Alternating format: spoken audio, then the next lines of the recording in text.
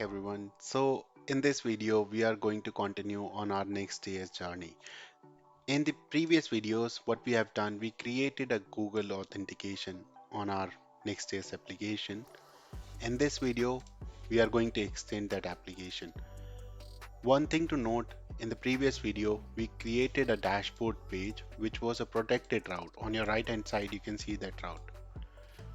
But this dashboard page was a client component, and I want to create a server page which should look like this. Let me paste this here. I want to create one server page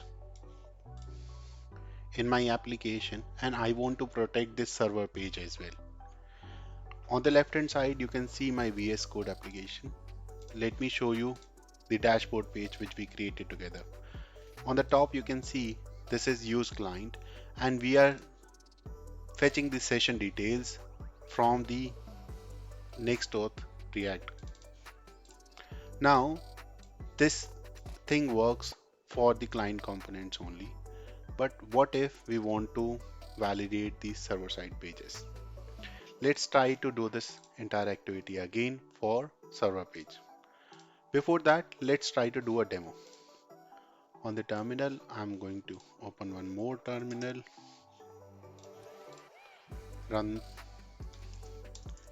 npm run dev, and let's try to see a demo of the application first. So in this application, we created a hidden route, that is dashboard. You can't navigate to it until unless you sign in to the application. Let me sign in, and the moment you sign in you will be able to navigate to the dashboard page. So this was the client component. Let's try to create one server-side page. In the app directory, I'm going to create one more folder, server page, and underneath I'm going to create one more file called page.js. I'll copy the same code from my dashboard file and paste it over here. I'm going to remove the name as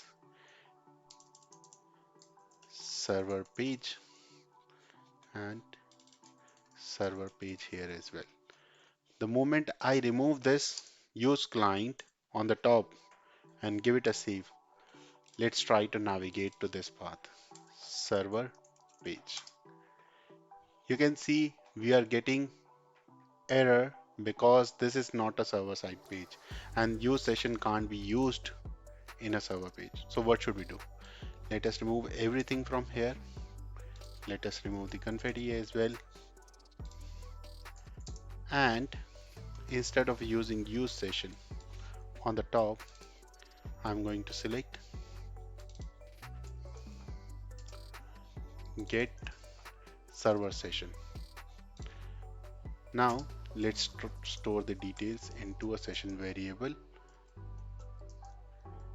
get server session, and what we need to pass as a parameter of this is auth options.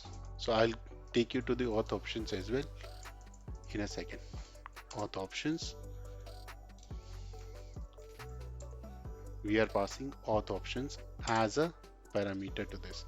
Now since this is a asynchronous function, we have to mark this function as async, and if the session is not provided to us, then what we are going to do, we are going to simply redirect to the home page. Give it a quick save, change it to server page. Now on the right hand side you can see the server page is appearing. So we are checking our server page